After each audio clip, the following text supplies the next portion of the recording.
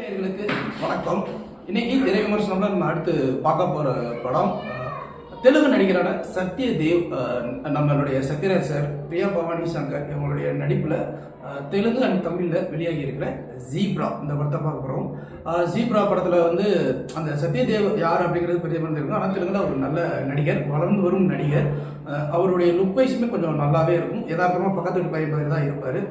பிரியா பவானி சங்கர் இதில் முக்கியமான ரோல் பண்ணியிருக்காங்க. சத்யராஜ் சார் அல்டிமேட்டான ஒரு ரோல். படத்தை பார்க்குறதுக்கு ரொம்ப முக்கியமான ஒரு விஷயம் என்னென்னா, இந்த படத்தில் வந்து சத்யதேவ் ஒரு சாதாரண பேங்க்ல வேலை பார்க்குற ஒரு ரிலேஷன்ஷிப் ஆஃபீஸர் அப்படிங்கிற அந்த ஒரு விஷயம். இது வந்து ஒரு பேங்க் ராபரி, அதே மாதிரி ஸ்கேம், அதை பற்றின ஒரு கதைக்களம். இவருக்கு எதிராக போட்டி கொடுக்குற அந்த வில்லன் வந்து அவருமே வந்து பார்த்தீங்கன்னா செம்ம மாசா கெத்தா நிற்கிறாரு. நம்ம கிரிக்கெட் வீரர் இர்ஃபான் பதான் மாதிரியே அப்படி ஒரு லுக்கில் அவருமே ஒரு கெத்து கொடுக்குறாரு. அவருக்கு ஒரு ஸ்டோரி ஒன்று கொடுத்துருக்காங்க. ஸோ இப்போ பேரலாகவே ரெண்டு ஸ்டோரியுமே வந்து போய்கிட்டே தான் இருக்கும். இதுக்கு இடையில இந்த பரபரப்பு த்ரில்லிங்காக எக்ஸ்பீரியன்ஸ் போய்கிட்டே இருக்கும். So first half screenplay வந்து போகிற வேகம் வந்து ரொம்ப அதிகமாக. ஏன்னா இது வந்து ஒரு பேங்க்ல நடக்கிற ஒரு விஷயம், பேங்க்ல நடக்கிற வந்து ஸ்கேமு அந்த மாதிரியான ஒரு விஷயங்கள் அப்படின்னும் போது வந்து திரைக்கதையில் செம்ம இன்ட்ரெஸ்டிங்கான ஒரு விஷயங்கள்லாம் இதில் நிறையவே இருக்குது அப்படின்னு சொல்லி ஆகலாம். அதே மாதிரி மியூசிக், இந்த படத்துக்கு வந்து மியூசிக் வந்து ஒரு நல்ல ஹைலைட்டான ஒரு விஷயம். மியூசிக் எங்கேயுமே வந்து இந்த கதையை வந்து டிஸ்டர்ப் பண்ணாமல், ரொம்ப டிஸ்ட்ராக்ட் பண்ணாமல், ரொம்ப அழகாக யதார்த்தமாக எவ்வளோ கொடுக்க முடியுமோ அப்படியெல்லாம் வந்து கொடுத்துருக்காங்க அப்படின்னு சொல்லலாம். ஸோ மியூசிக் இந்த படத்துக்கு ஒரு முக்கியமான ஒரு விஷயம். அதே மாதிரி இந்த படத்தில் நடித்திருக்க காமெடிகளாக இருக்கட்டும் சரி, சத்யராஜ் சாரோடைய நடிப்பாக இருக்கட்டும் சரி, நம்ம புதுமையான ஒரு சத்யராஜ் சார் இதில் பார்க்கலாம். அந்த மாதிரி தான் அவருடைய நடிப்பு இருக்கும். அதே மாதிரி வந்து பிரியா பவானி சங்கரை வந்து ரொம்ப யதார்த்தமான ஒரு நடிகை அப்படின்றதையும் தாண்டி இதில் நடிப்புக்கு கொஞ்சம் இம்பார்ட்டன்ட் கொடுத்துருக்காங்க.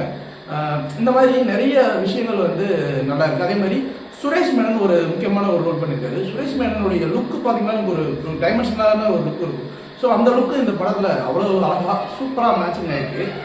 இந்த ஸ்க்ரீன் பிளே ட்ரீட்மெண்ட் வந்து ரொம்ப யதார்த்தமாக இருக்கிற ஒரு விஷயம். டெக்னிக்கலி இந்த படம் ரொம்ப சவுண்டாக இருக்கிற ஒரு விஷயம்.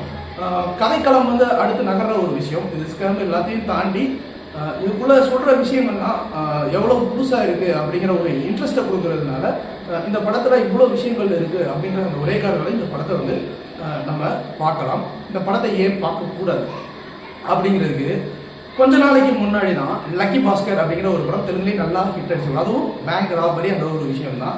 ஸோ அந்த லக்கி பாஸ்கர் வந்து ஆல்ரெடி வந்து பேங்க் ஜாப் அந்த மாதிரியான விஷயங்கள்லாம் நம்ம பார்த்து பழகுனதுனால இப்போ இந்த படம் வருது அப்படின்னும் போது, இதுவும் பேங்க் சார்ந்த கதை அப்படின்னும் போது அதோட கம்பேர் பண்ணும்போது அந்த படம் வேற மாதிரி இருந்துச்சு, இந்த படம் வேற மாதிரி இருந்துச்சு அப்படிங்கிற ஒரு ஃபீல் வரும்.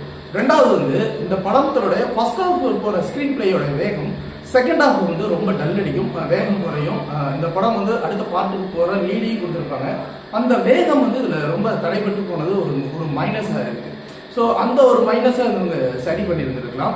ஆனால் இது ரெண்டுக்குமே காமனாக பார்க்கலாமா பார்க்கக்கூடாதாங்கிற மாதிரியான சில விஷயங்கள் எப்போவுமே தெளிவு பண்ணுறது வச்சுருப்பாங்கன்னா எமோஷனல் கனெக்ட். இந்த படத்தில் ஒரு எமோஷனல் கனெக்டை வந்து அதை பேலன்ஸ் பண்ணுறதுக்காக ஒரு இடத்துல வச்சுருக்காங்க.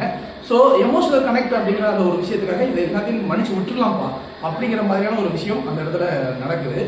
ஓவராலாகவே பார்த்தீங்கன்னா இந்த படத்திலையும் பார்க்கக்கூடிய விஷயங்கள் நிறையவே இருக்குது. நடிப்பு வயசும் சரி, திரைக்கதை அமைப்பும் சரி, வசனம் வயசுலையும் சரி, அந்த படத்தினுடைய நிறைய விஷயங்கள் இருக்குது. மைனஸ்ன்னு பார்த்தீங்கன்னா குறைகள் கொஞ்சம் தான் இருக்குது. நிறைய இடங்களில் இதெல்லாம் நடக்குமாப்பா, லாஜிக் மிஸ்டேக்ஸ்லாம் இருக்கப்பா அப்படின்னு பார்த்தீங்கன்னா நம்ம பேங்க் உள்ளே போயிருக்க மாட்டோம். பட் ஓரளவுக்கு சில விஷயங்கள் நமக்கே தெரியும், இதெல்லாம் வந்து லாஜிக் மிஸ்டேக்ஸ் பட்லாம் நடக்கவே நடக்காது அப்படின்ற மாதிரி ஒரு தாட் ப்ராசஸும் இதில் போகலாம். ஸோ ஓவராலாக பார்க்கும்போது எங்களை பொறுத்த வரைக்கும் இதில் ப்ளஸ் வந்து கொஞ்சம் நிறையா இருக்குது, மைனஸும் கொஞ்சம் குறைவாக இருக்கிறதுனால இந்த படத்தை பார்க்கலாமா வேண்டாமா அப்படிங்கிறத நீங்களே டிசைட் பண்ணிக்கங்க.